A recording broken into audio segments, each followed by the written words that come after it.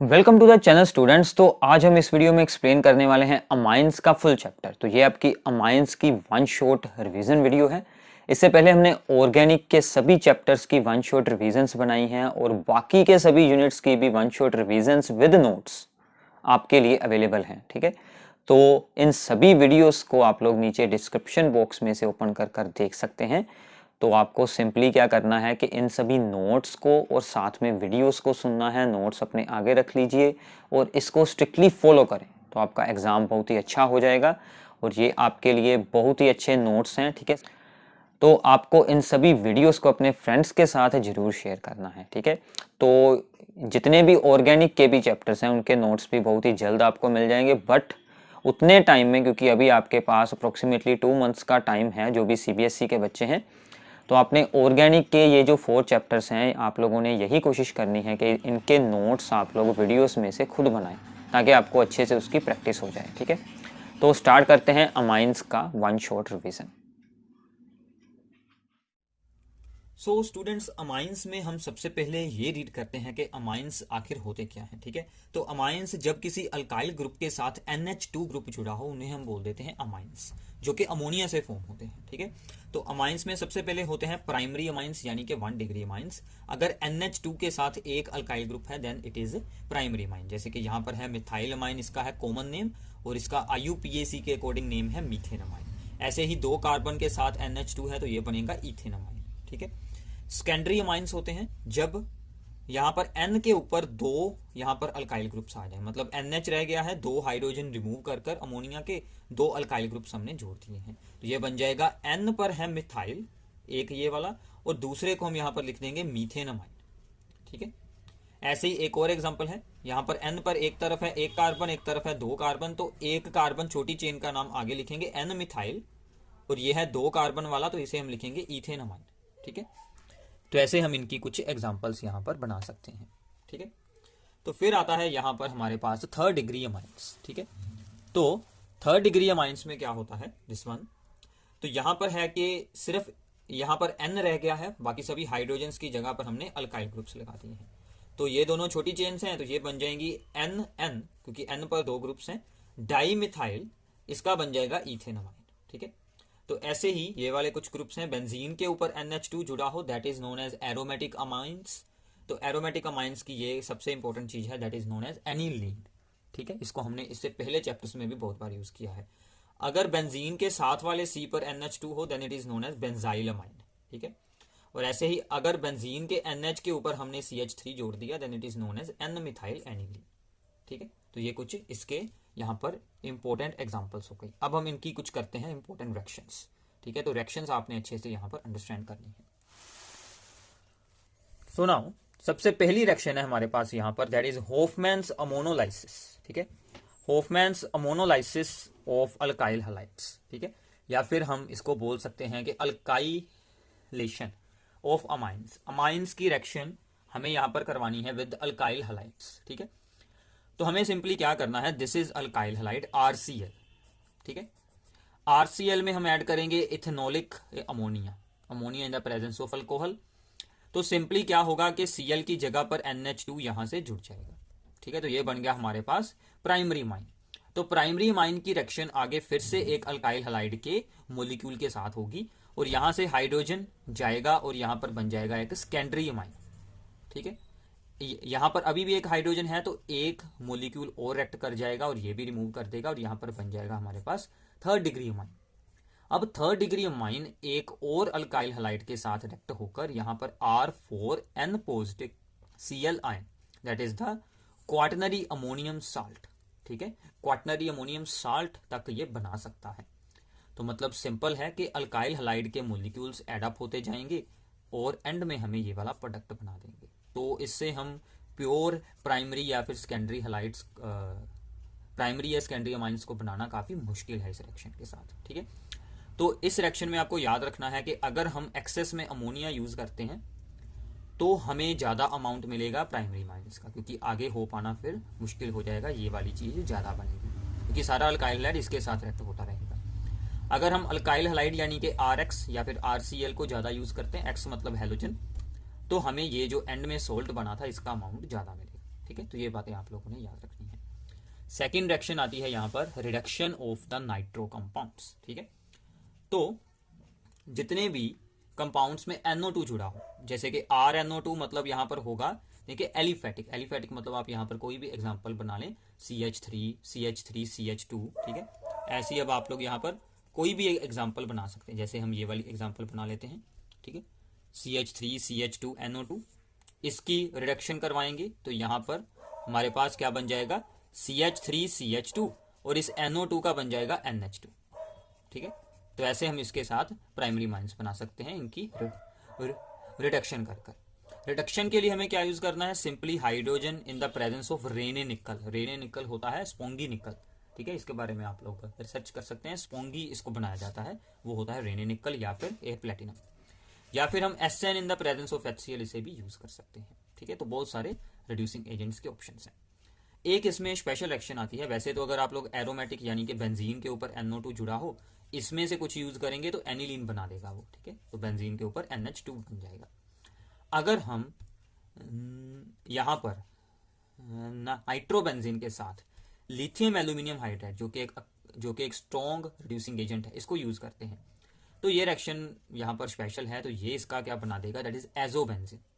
मतलब N के साथ दोनों साइड पर बेंजीन जुड़ी होंगी, तो ये रिएक्शन आपके लिए काफी इंपॉर्टेंट है। ठीक है, तो अदरवाइज हमें एनिलीन मिलेगी, बस इसके साथ ये वाला स्पेशल कंपाउंड मिलेगा। ठीक है, तो आगे चलते हैं।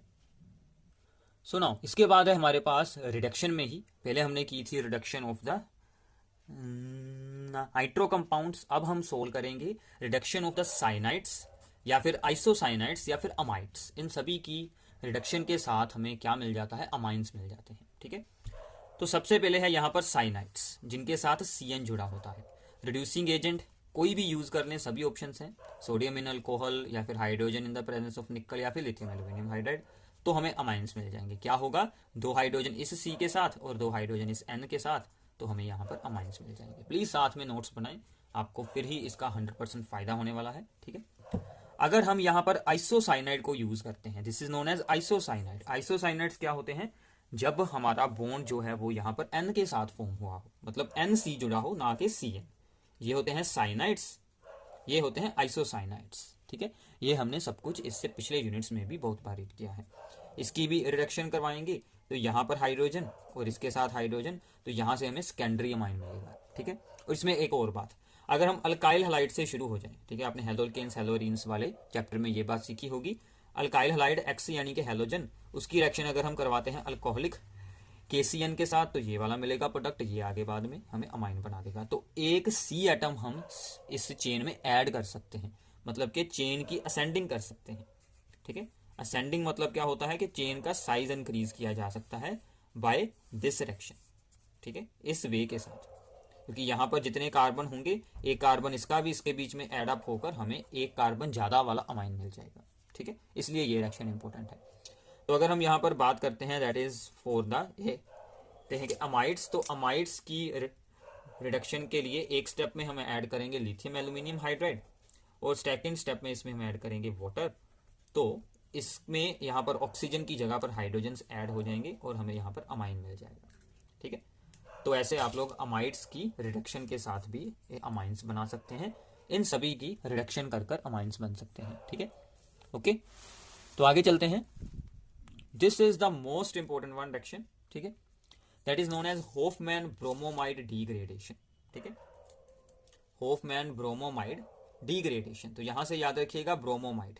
ठीक है, ब्रोमो यानी कि Br2 यूज करना है और अमाइड की, ये है अमाइड्स। ठीक है, ब्रोमोमाइड, ब्रोमीन यूज कर कर अमाइड की डिग्रेडेशन करवानी है, मतलब उसमें से कुछ बाहर निकालना है। ठीक है, तो ये है general formula of the amides RCONH2।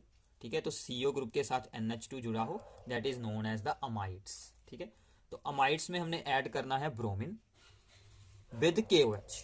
Repeat करता हूं मैं, ब्रोमीन विद KOH ऐड करेंगे तो क्या होगा, यहां से ये जो CO है, ये CO बाहर निकल जाएगा और RNH2 एक हमें बना देगा अमाइन। ठीक है, सो दिस इज अमाइन। तो अमाइड से अमाइन बनाना, ठीक है, अमाइड से अमाइन बना लिया हमने। ओके, तो ये जो था K और ये जो CO बाहर निकलेगा, ये बना लेगा यहाँ पर K2CO3 और साथ में KBr यहाँ से Br के साथ, ये कुछ यहाँ पर बाई प्रोडक्ट्स बनकर बाहर निकल जाएंगे। आपको अपने मेन प्रोडक्ट को याद रखना। इसके साथ क्या हुआ कि हमने चेन में से एक C एटम बाहर निकाल दिया, चेन का साइज छोटा कर दिया, ठीक है। तो इसलिए इसे हम बोलते हैं स्टेपिंग डाउन द सीरीज। तो ये अब क्या है, ये है यहाँ पर ईथेन अमाइड, नाम सुनिए और साथ में नोट कीजिए, ईथेन अमाइड, ठीक है। इसमें हम सेम यही वाली रिएक्शन को परफॉर्म करते हैं, Br2 in the presence of KOH, इसको बाहर निकाल दें तो ये बन गया CH3NH2। ये क्या बना, मीथेन अमाइन, ठीक है। ईथेन अमाइड से मीथेन अमाइन, ठीक है। ऐसे ही है ये अब यहाँ पर बेंजा अमाइड, बेंजीन के साथ है, क्या है ये, बेंजा अमाइड। इसमें भी सेम चीज ऐड करते हैं, bromine in the presence of KOH। तो क्या होगा, ये CO बाहर निकल जाएगा।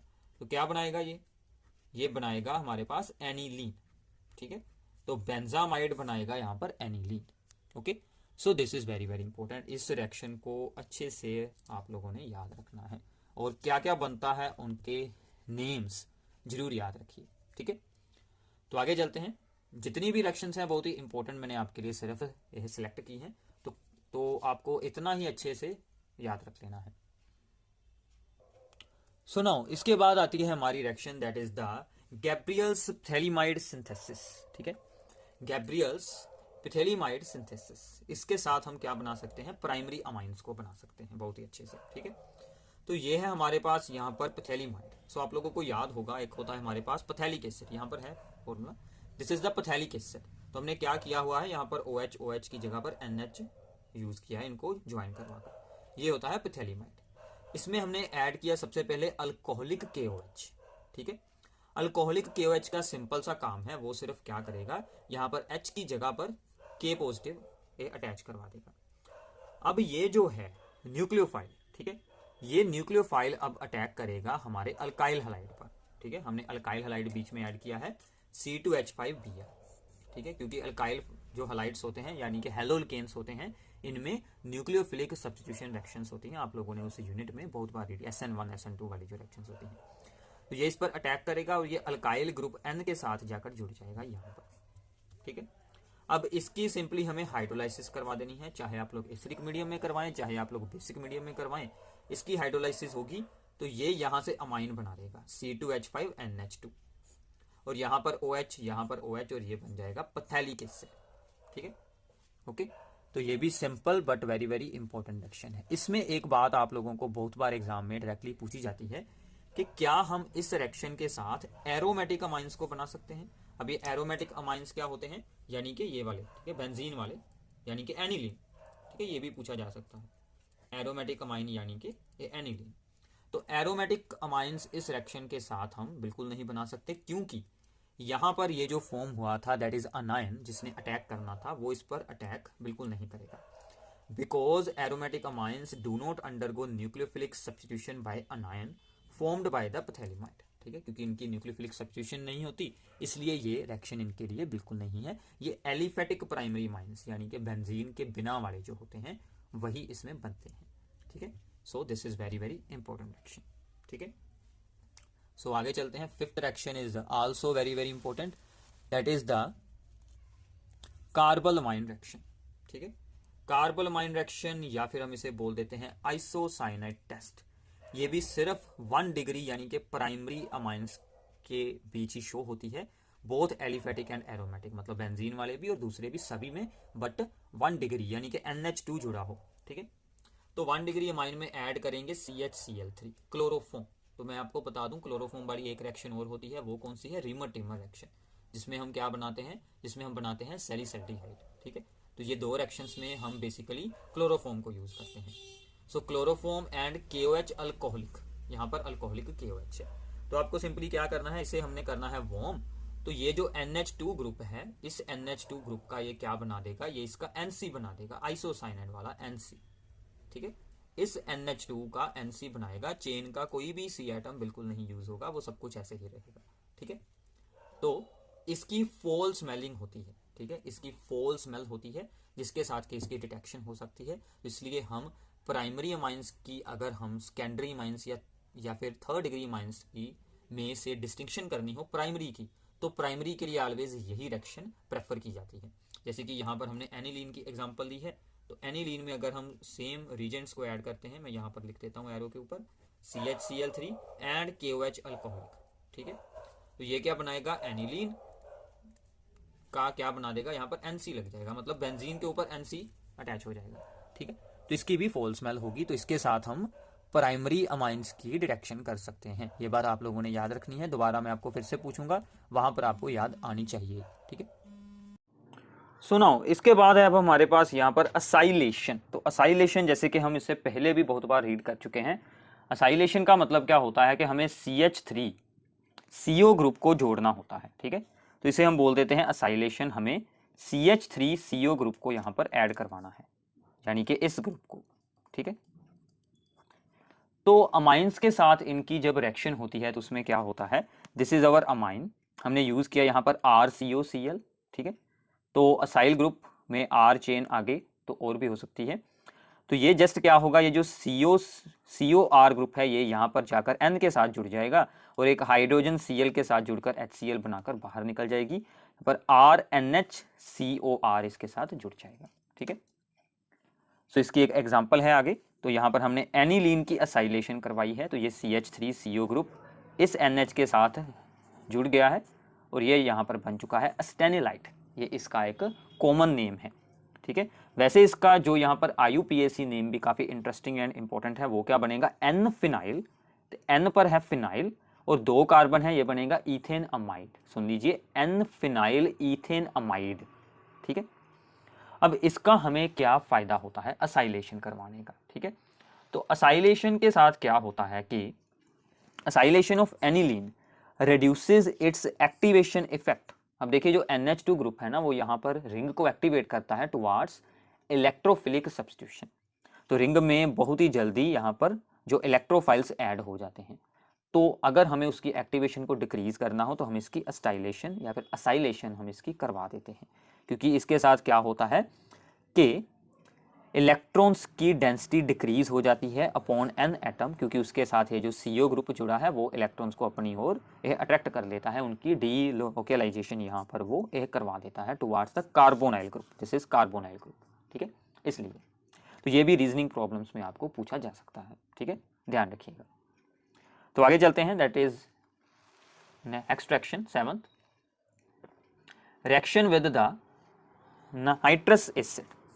ये क्या होता है, HNO2, ठीक है। ये आप लोगों ने इससे पहले डाइजोनियम साल्ट जब बनाया था उसमें थी ये सेम रिएक्शन, मैंने आपको उस टाइम भी यही बताया था कि अमाइंस में फिर से आएगी, ठीक है। प्राइमरी एलिफेटिक अमाइंस हो, यानी कि बेंजीन के बिना वाले, RNH2 हमने यूज किया उसका जर्नल फॉर्मूला, उसमें NaNO2 विद HCl, क्योंकि इन्हीं दोनों से ही HNO2 फॉर्म किया जाता है नाइट्रस एसिड, ठीक है। इसको ऐड किया तो सबसे पहले इसमें भी डाइजोनियम साल्ट जैसी ही एक चीज फॉर्म हो जाएगी, ठीक है ना, एक कंपाउंड बनेगा N2 पॉजिटिव Cl नेगेटिव वाला, बट ये चीज अनस्टेबल होगी, जो कि आगे वाटर के साथ रिएक्ट होकर हमें अल्कोहल एंड साथ में N2 गैस रिलीज कर देगी। तो हमने बेसिकली यहाँ पर एंड रिजल्ट याद रखना है, प्राइमरी अमाइंस क्या बनाएंगे, अल्कोहल एंड N2, ठीक है, okay, on reacting with nitrous acid, ठीक है। और इन्हीं की जगह अगर हम यूज कर लें यहाँ पर एरोमेटिक, तो उसमें तो फिर से डाइजोनियम साल्ट ही बनने वाला है। तो अगर हम यहाँ पर एरोमेटिक को यूज करते हैं, यानी कि बेंजीन वाले यूज करते हैं, ठीक है, यहाँ पर एनिलीन, तो एनिलीन में अगर हम ये दोनों चीजें ऐड करते हैं तो हमें क्या मिलेगा, ये क्या था, बेंजीन डाइजोनियम क्लोराइड, ठीक है। नाम इसका जरूर साथ में आपको नोट डाउन करना है, बेंजीन डाइजोनियम क्लोराइड, ठीक है, दिस इज इंपॉर्टेंट थिंग। तो अगर हम यहाँ पर 5 डिग्री सेल्सियस से ऊपर रख देंगे टेम्परेचर, यानी कि 278 केल्विन से, तो हमें फिनोल मिल जाएगी, जैसे वहां पर अल्कोहल मिली थी, ठीक है। तो आल्सो इसकी अगर आप लोग वाटर के साथ रिएक्शन करवाकर इसको थोड़ा सा भी वार्म करते हैं तो हमें फिनोल मिल जाती है डाइजोनियम साल्ट से, ये हमने अल्कोहल फिनोल्स में रीड किया है, ठीक है। सो इससे अगली reaction also very very important and use for the distinction between the primary, secondary and the tertiary amines, ठीक है। तो ये पूरा है, इसको हम बोलते हैं हिंसबर्ग्स रीजन के साथ रिएक्शन करवाना। अब सबसे पहले हिंसबर्ग रीजन का फार्मूला पेपर में आपको पूछा जाता है, वो क्या है, हिंसबर्ग रीजन क्या है, this is benzene sulphonyl chloride, benzene के साथ SO2 एंड साथ में है Cl, this is known as benzene sulphonyl chloride, ठीक है। अब इसकी रिएक्शन होगी सबसे पहले प्राइमरी अमाइंस के साथ, ये है RNH2। सिंपल सी रिएक्शन है, बहुत ही इजी है, ठीक है। यहाँ से H जाएगा, यहाँ से Cl जाएगा और ये SOO जो है वो यहाँ पर NRH के साथ जाकर जुड़ जाएगा, ठीक है। हो गया इसके साथ अटैच, सिंपल है। अब इसको हम जो भी ये चीज बनती है इसका क्या नाम है, N पर जुड़ा है alkyl, N alkyl benzene sulphone amide, ठीक है। नाम याद रख लीजिए, ये भी पेपर में पूछा जा चुका है ऑलरेडी। तो ये जो कॉम्प्लेक्स होता है ये N के ऊपर हाइड्रोजन है, इसलिए ये किसी अल्कली में या फिर बेस में डिसोल्व हो सकता है, सोलुबल है। अगर हम यूज करते हैं यहाँ पर सेकेंडरी अमाइन, ये वाला RR और NH, ये H और Cl जाएंगे बाहर, ये चीज बन गई। अब इसके पास तो कोई भी हाइड्रोजन ही है नहीं, सो this is insoluble in KOH, insoluble है, तो यहीं से इनकी डिटेक्शन होती है, ये बनाएगा सोल्युबल, ये बनाएगा इनसोल्युबल कंपाउंड, ठीक है। और थर्ड डिग्री में कोई हाइड्रोजन ही यहाँ पर होगी नहीं, यहाँ पर भी R जुड़ जाएगा, सो उसकी कोई रिएक्शन ही नहीं होगी, तो थर्ड डिग्री रिएक्शन नहीं करेगा, ये बनाएगा इनसोल्युबल, ये बनाएगा सोल्युबल वाला कंपाउंड, ठीक है। तो ऐसे हम इसकी डिटेक्शन कर सकते हैं, ओके। तो आगे चलते हैं। सो नाउ इसके बाद है अब यहाँ पर रिंग सब्स्टिट्यूशन इन ये एरोमेटिक अमाइंस। तो सबसे पहले जो एरोमेटिक अमाइंस में अमाइनो ग्रुप है वो रिंग को एक्टिवेट करता है, ये मैंने आपको बताया था, और वो बेंजीन रिंग में ऑर्थो एंड पैरा डायरेक्टिंग होता है, मतलब कि कोई भी इलेक्ट्रोफाइल आएगा और वो ऑर्थो ये वाली पोजीशन एंड ऑर्थो एंड ये पैरा पोजीशन पर आकर वो जुड़ेगा, ठीक है। इसको अगर आप लोगों ने प्रूफ करना हो या इसके बारे में आप लोगों ने एक्सप्लेनेशन वहां पर शो करनी हो तो आप लोग रेजोनेंस बनाएं यहाँ पर एनिलीन की। तो इसको अब मैं एक्सप्लेन बिल्कुल नहीं करूंगा, बिकॉज ऑलरेडी हम फिनोल एंड क्लोरोबेंजीन की रेजोनेंस एक्सप्लेन कर चुके हैं, ठीक है। वैसे ही सेम टू सेम ये भी आप लोगों ने खुद बनाकर देखनी है, इतनी प्रैक्टिस आपकी ज़रूर हो चुकी होगी, ठीक है। तो ये अपने आंसर में बताना है अगर आपको इसके बारे में कुछ पूछा जाता है तो, ठीक है। अब इसकी कुछ रिएक्शंस को हम यहाँ पर ऑब्जर्व करते हैं कि इसकी रिएक्शंस अब यहाँ पर कैसे होती है, ठीक है। तो ये है इसकी एक इंपॉर्टेंट रिएक्शन, ठीक है, जो हमने यहाँ पर शो की हुई है। तो इसमें अब क्या है देखिए ध्यान से, अगर हम aniline, so this is aniline, इतनी अंडरस्टैंडिंग है, ओके। एनिलीन की रिएक्शन हुई ब्रोमीन वाटर के साथ, ठीक है, एक्वस ब्रोमीन के साथ, जैसे फिनोल की होती है वैसे ही सेम टू सेम एनिलीन की है। यहाँ पर सभी ऑर्थो एंड पैरा पोजीशन पर ब्रोमीन जुड़ जाता है, सेम ही फिनोल में होता था, और यहाँ पर भी व्हाइट प्रेसिपिटेट मिलते हैं जैसे कि फिनोल में होता था, ठीक है। दोनों की सेम रिएक्शन है। अब अगर हमें यहाँ पर चाहिए मोनो सब्स्टिट्यूटेड ए प्रोडक्ट, यानी कि सिर्फ एक जगह पर ही Br जुड़े, ऐसे ना जुड़े सभी जगह पर, तो हम क्या करेंगे, इसकी पहले असाइलेशन करवा देंगे। सो दिस इज असाइलेशन, जो हमने अभी अभी एक्सप्लेन की थी। असाइलेशन के साथ क्या हुआ था, इसका जो है वो रिंग की एक्टिविटी डिक्रीज हो गई थी, वो मैंने आपको वहां पर बताया है। तो रिंग की एक्टिविटी यहाँ पर डिक्रीज हो जाएगी ड्यू टू असाइल ग्रुप, तो इसको हम बोल देते हैं protection of amino group, amino group की प्रोटेक्शन हो चुकी है, ठीक है।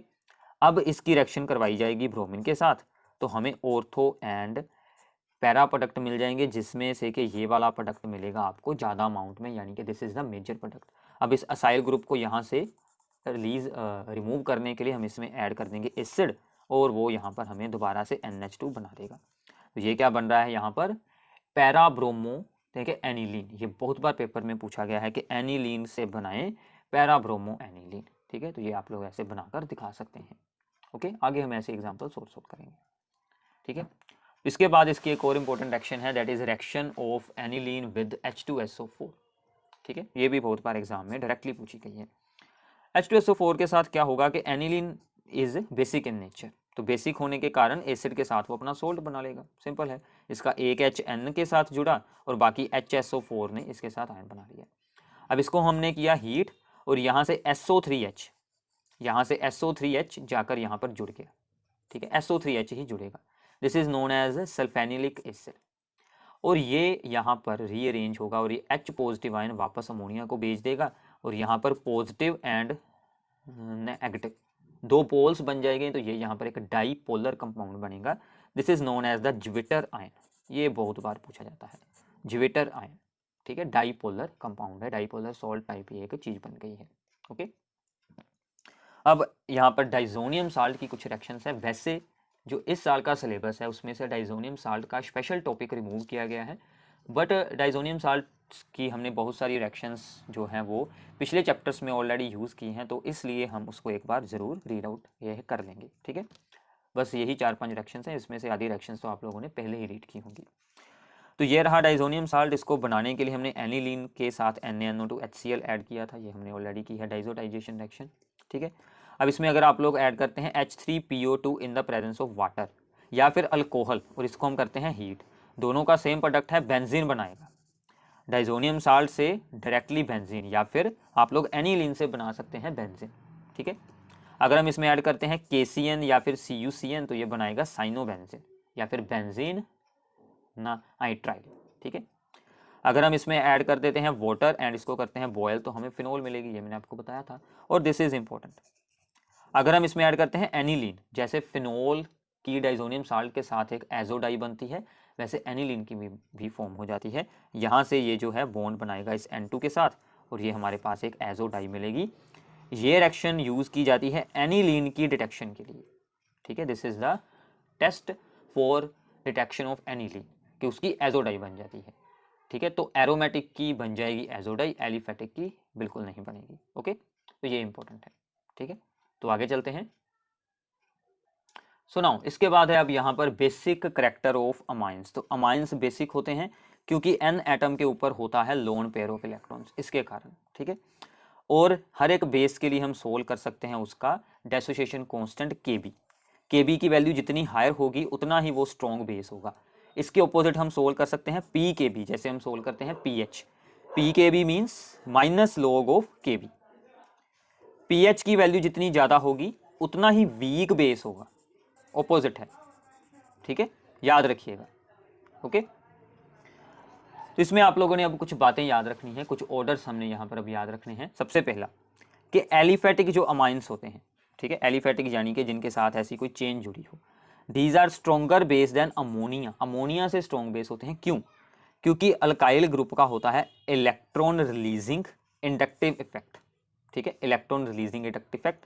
वो अपने इलेक्ट्रॉन इस तरफ रिलीज करेगा और इस लोन पेयर का अटैक हमारे लिए इजी बना देगा, ठीक है, इस और रिलीज कर इलेक्ट्रॉन, ओके। अमोनिया में ऐसा कोई भी ग्रुप है नहीं, तो इसलिए ये स्ट्रॉन्ग बेस है, ओके।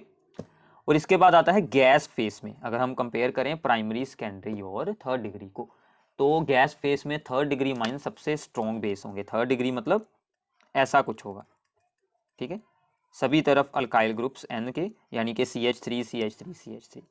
और सेकेंडरी यानी कि कुछ ऐसा होगा, हम बार बार इनको नहीं बनाएंगे, मैं आपको एक बार बनाकर दिखा रहा हूँ, तो आप लोगों ने अच्छे से याद रख लेना है। So this is the primary. Gas face में ऐसा होता है, एक्वस में अलग होगा, याद रख लीजिए अच्छे से, ठीक है। यहाँ पर only one reason, that is the inductive effect, जो हमने ऊपर बताया है। तो इसमें आपको अगर कोई पूछे तो simply due to the inductive effect of alkyl groups there are more number of alkyl groups, there are only 2, there are only 1, तो इसलिए this is the less basic. अब इंपॉर्टेंट जो बात आती है वो आती है एक्वस सोल्यूशन में क्या होगा। तो अब आप लोगों ने यहाँ पर अंडरस्टैंडिंग करनी है कि एक्वस सोल्यूशन में क्या है कि basic strength depends upon solvation, steric hindrance and inductive effect. इनमें से ये दोनों फैक्टर सबसे इंपॉर्टेंट है। अब सोल्वेशन का मतलब क्या है, ठीक है, ध्यान से आप लोगों ने देखना है। अब देखिए, जब अमाइन एक बेस की तरह एक्ट करता है तो उसमें एक H एक्स्ट्रा एड अप हो जाता है, तो ये एक पॉजिटिव आयन उसका यहाँ पर फॉर्म हो जाता है। सो ये उसका एक पॉजिटिव अमोनियम कैटायन बनता है, ठीक है। अब इसके साथ क्या होगा कि वाटर के मॉलिक्यूल्स अपने हाइड्रोजन बॉन्ड्स बनाएंगे, ठीक है, इसके साथ वाटर के मॉलिक्यूल्स अपने यहाँ पर हाइड्रोजन बॉन्ड्स बनाएंगे, ठीक है, इसके साथ। तो इसे हम बोल देते हैं सोल्वेशन होना। जितनी ज़्यादा सोल्वेशन होगी उतना स्ट्रॉन्ग वो बेस होगा। तो सोल्वेशन के अकॉर्डिंग, ठीक है, और सोल्वेशन एंड इंडक्टिव इफेक्ट के दोनों का जो रिजल्ट है वो एक दूसरे के ऑपोजिट आता है। तो इन सभी के इफेक्ट्स को ज्वाइन करवाकर हमारे पास जो यहाँ पर ओवरऑल यहाँ पर एक ऑर्डर मिलता है बेसिक स्ट्रेंथ का, वो यहाँ पर क्या है कि सेकेंडरी अमाइंस होते हैं सबसे स्ट्रॉन्ग बेस, ठीक है, in case of aqueous solution. ध्यान रखिएगा, ये बात बिल्कुल नहीं भूलनी है, ठीक है। उसके बाद आते हैं थर्ड डिग्री, फिर आते हैं प्राइमरी, ठीक है, जैसे कि फॉर एग्जांपल ये है डाई इथाइल अमाइन, ठीक है, या फिर N इथाइल ईथेन अमाइन। ये है हमारे पास ट्राई इथाइल अमाइन, और फिर आता है यहाँ पर प्राइमरी अमाइन, ठीक है। तो इसका रीजन अगर आपको कोई पूछे, so due to the solvation effect and inductive effect and steric hindrance, ये सभी कुछ आपने वहाँ पर एक्सप्लेन कर देना है, ठीक है। डिटेल में जाने की कोई ज़्यादा ज़रूरत आपको बिल्कुल नहीं है, क्योंकि स्पेशल इसके बारे में कुछ नहीं पूछा जाएगा, ठीक है। अब इसमें भी एक एक्सेप्शन है, एक्सेप्शंस आप लोगों को पता है कि सभी जगह हमें मिलती रहती हैं, ठीक है। तो यहाँ पर क्या एक्सेप्शन है कि जो मिथाइल अमाइंस होंगे उनमें स्टीरिक हिंड्रेंस नहीं शो होगी, ये जो एक फैक्टर हट जाएगा। सो इसलिए ऑर्डर क्या बन जाएगा 2 1 3। एक याद रख लीजिए कि 2 डिग्री सबसे स्ट्रॉन्ग रहेगा दोनों ही केसेस में। एक्वस में 2 डिग्री सबसे स्ट्रॉन्ग 2 3 1 और 2 1 3 4 मिथाइल अमाइन जब CH3 जुड़ा होगा, तो उस केस में क्या आ जाएगा 2 1 3 2 1 3। याद रख लीजिए, अच्छे से याद कर लें इसे, ये भूल जाता है बार बार। तो एक को याद कर लें, दूसरा आपको खुद ब खुद याद आ जाएगा, ठीक है। 2 को सबसे आगे रखना है, ओके। अब इसके बाद आता है कि जो एनिलीन है, तो एनिलीन की भी बात होनी चाहिए, ठीक है ना। तो aniline is weak base then aliphatic amines. जो एलिफेटिक अमाइंस होते हैं यानी कि जिनमें बेंजीन रिंग के बिना कोई चेन होती है जुड़ी, उनसे वीक बेस हो जाता है एनिलीन, ठीक है। तो एनिलीन वीक बेस है, ओके। एनिलीन क्यों वीक है? क्योंकि यहाँ पर जुड़ी हुई है benzene ring. So electron pair on the N atom is not available due to resonance in aniline. हमने एनिलीन की रेजोनेंस बनाई थी, ठीक है, मैंने आपको अभी दिखाई थी इससे पहले। उसमें ये जो इलेक्ट्रॉन पेयर है वो रिंग में शेयर हो जाता है ना, तो इसलिए एन पर क्या बनना शुरू हो जाता है पॉजिटिव चार्ज, तो इसलिए वो वीक बेस हो जाती है। क्योंकि बेसिक कैरेक्टर क्यों है? क्योंकि इसके पास है लोन पेयर, तो वो तो यूज होना शुरू हो गया रिंग के साथ, इसलिए, ठीक है। तो ऐसी सिंपल सी बातें आप लोग अच्छे से याद रख सकते हैं, ठीक है, ओके। तो आगे चलते हैं, कुछ और यहाँ पर बेसिक स्ट्रेंथ के ऑर्डर्स हैं, तो ये डायरेक्टली आपको पूछे जाएंगे, बस आपको अच्छे से अंडरस्टैंड करना है। सबसे पहला है, अगर कोई जुड़ा हो electron releasing group, electron donating group हम इसे बोल सकते हैं, तो ये बेसिक स्ट्रेंथ को यहाँ पर इंक्रीज कर रहा है। और यहाँ पर है इलेक्ट्रॉन विदड्रॉइंग ग्रुप, ये बेसिक स्ट्रेंथ को डिक्रीज करेगा, ये अपनी ओर इलेक्ट्रॉन खींचेगा, ये वाले यहाँ पर जो अवेलेबल हैं, तो एनिलीन इनके बीच विचाले रह जाएगी, ठीक है। तो अगर यहाँ पर ये जो इलेक्ट्रॉन डोनेटिंग ग्रुप जुड़ा हुआ है पैरा पर, तो ये सबसे स्ट्रॉन्ग बेस। फिर आता है मेटा पोजीशन वाला, फिर सिंपल एनिलीन, एंड ऑर्थो वाले हमेशा वीक होंगे, चाहे इलेक्ट्रॉन डोनेटिंग ग्रुप हो चाहे इलेक्ट्रॉन विदड्रॉइंग ग्रुप हो, ये ऑर्थो इफेक्ट होता है, ये आपको हायर स्टडीज में आएगा, इसके कारण ये सबसे वीक रहता है, ठीक है। अब अगर हम एनिलीन के ऊपर कुछ यहाँ पर अल्काइल ग्रुप्स को जोड़ दें, तो ये हमारी एनिलीन है, ठीक है, तो ये हमारी एनिलीन है और ये उसके साथ 2 और अमाइंस हैं, और हम उन्हें यहाँ पर अरेंज कर रहे हैं in the decreasing order of basic strength, ठीक है। तो एनिलीन, उसके साथ अगर एक मिथाइल ग्रुप जुड़ गया यानी कि सेकेंडरी बन गया, और उसके साथ अगर 2 जुड़ गए तो ये बन गया थर्ड डिग्री। तो यहाँ पर सिंपल ऑर्डर है 3 2 1, ठीक है। तो एनिलीन के साथ आप लोग ऐसे इसे याद रख सकते हैं। और एनिलीन एंड बेंजाइल अमाइन में से बेंजाइल अमाइन होगा, क्योंकि वो एक एलिफेटिक में आ जाता है, क्योंकि बेंजीन के साथ वाले सी पर है। ये NH2 ग्रुप डायरेक्टली बेंजीन के साथ बिल्कुल नहीं जुड़ा, अगर वो डायरेक्टली जुड़ा है तो ये रेजोनेंस शो हो जाएगी, तो एनिलीन वीक बेस है देन दिस वन, ठीक है। तो ये आपको बेसिक कैरेक्टर के ऑर्डर्स को अच्छे से याद कर लेना है, ठीक है। तो इसके बाद अब हम यहाँ पर करेंगे डिस्टिंक्शन टेस्ट।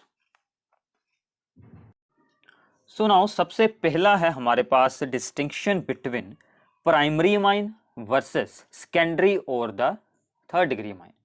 मतलब एक साइड पर हो आपके लिए प्राइमरी और उसके साथ में सेकेंडरी या फिर थर्ड डिग्री अमाइन, देन हम सिर्फ यूज करेंगे कार्बाइल अमाइन टेस्ट, या फिर हमने अभी अभी रीड किया था आइसोसाइनाइड टेस्ट। क्योंकि प्राइमरी अमाइंस में सिर्फ शो होता है, इन दोनों में ये वाला बिल्कुल नहीं शो होगा, तो इसलिए हम ये वाली रिएक्शन परफॉर्म कर देंगे। हम सिर्फ क्या लिखेंगे कि this primary amine gives this test but secondary and third degree do not give. तो इसमें क्या होता है, कोई भी एलिफेटिक या फिर एरोमेटिक अमाइन हो प्राइमरी, उसमें हम CHCl3 chloroform and KOH alcoholic add करते हैं, तो आइसोसाइनाइड की फोल स्मेल हमें वहां पर मिलती है। सेकेंडरी एंड थर्ड डिग्री में ये वाली रिएक्शन बिल्कुल नहीं होती, ठीक है। और इनकी कुछ एग्जांपल्स जिन चीज़ों में आप लोग इसे यूज कर सकते हैं, सबसे पहला है यहाँ पर मीथेन अमाइन वर्सेस यहाँ पर है हमारे लिए डाई मिथाइल अमाइन, तो इसमें शो होगा this is being the 1 degree, तो इसमें शो हो जाएगा। ऐसे यहाँ पर aniline and N methyl aniline, मतलब एनिलीन के ऊपर एक मिथाइल ग्रुप जुड़ा है, तो इसमें शो होगा दिस इज द प्राइमरी, और ये है सेकेंडरी, ये भी सेकेंडरी है, तो इनमें ये वाली रिएक्शन बिल्कुल नहीं शो होगी, ठीक है। ऐसे यहाँ पर एनिलीन वर्सेस दिस वन, ये है हमारे लिए अब यहाँ पर एक थर्ड डिग्री, इसमें भी नहीं शो होगी, इसमें शो हो जाएगी। तो ऐसे आप लोग इन सभी पेयर्स में डिस्टिंक्शन कर सकते हैं। सिंपल, सबका सेम आंसर है, सिर्फ इस साइड वाली कोई भी चीज हो वर्सेस दिस वन, ये वाला आंसर आपने एक्सप्लेन कर देना है, ठीक है। सो इसके बाद है between the secondary and the third degree amine, ये बहुत इंपॉर्टेंट है। सेकेंडरी और द थर्ड डिग्री अमाइन के लिए हमें यहाँ पर क्या करना होगा, we use the Hinsberg reagent. तो हमने क्या रीड किया था, सेकेंडरी माइन के साथ जब रिएक्शन होगी, this is being the secondary mine, तो ये यहाँ पर अटैच होकर ये वाला एक कंपाउंड बनाएगा यहाँ पर। तो ये कंपाउंड KOH में इनसोल्यूबल होता है। अगर हम यहाँ पर यूज करते प्राइमरी तो वो सोल्यूबल बनाता है, ये इनसोल्यूबल बनाएगा। थर्ड डिग्री इसके साथ रिएक्ट ही नहीं होगा। So third degree do not react with this reagent. तो सेकेंडरी रिएक्ट होता है बट इनसोल्यूबल कंपाउंड बनाता है इन KOH। फॉर एग्जाम्पल यहाँ पर है N मिथाइल इथेनमाइन, इसका फॉर्मूला क्या बनेगा, तो N मिथाइल है this one and ethane amine, इसके साथ जुड़े हैं 2 कार्बन, तो ये बना सेकेंडरी, इसमें ये वाली रिएक्शन होगी। आगे है NN डाई मिथाइल यानी कि CH3N CH3 और इसके साथ जुड़ा है CH2 CH3, और ये है अब यहाँ पर एक थर्ड डिग्री माइन, इसमें ये रिएक्शन बिल्कुल नहीं शो होगी, इसमें शो हो जाएगी। ठीक है, तो ऐसे आप लोग इन दोनों में डिस्टिंक्शन कर सकते हैं।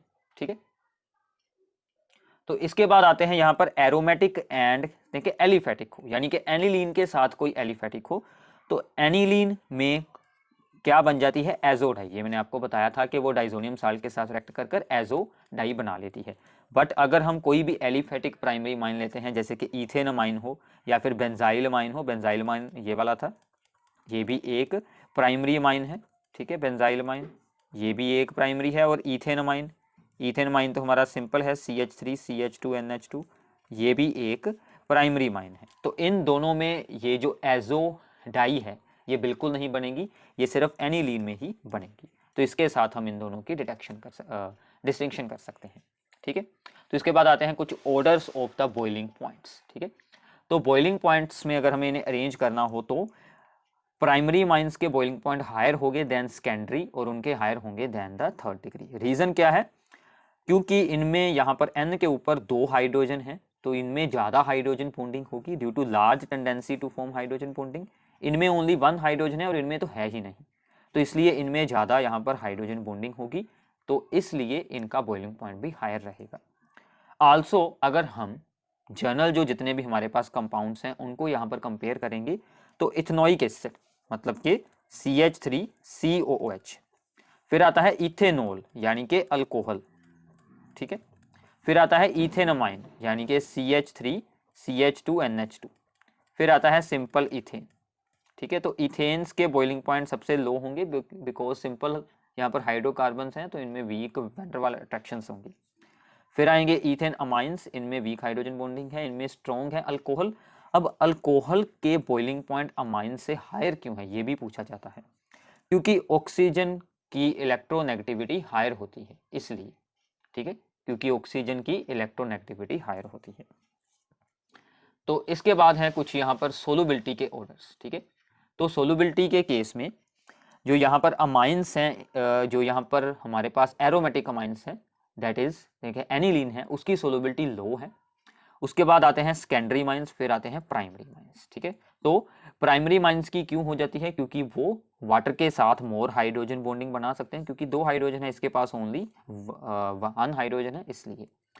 और आल्सो जितना हायर मोलिक्यूलर मास होगा उतनी ही लो सोलुबिलिटी होगी। अब एनिलीन के केस में क्या होता है कि ये जो बेंजीन रिंग है ये एक हाइड्रोफोबिक पार्ट है, मतलब ये वाटर से रिपेल होता है, अट्रैक्ट बिल्कुल नहीं होता, इसका साइज बहुत ज़्यादा है, इसलिए ये वहाँ पर हाइड्रोजन बॉन्डिंग को वीक कर देता है, इसलिए इसकी सोलुबिलिटी लो है।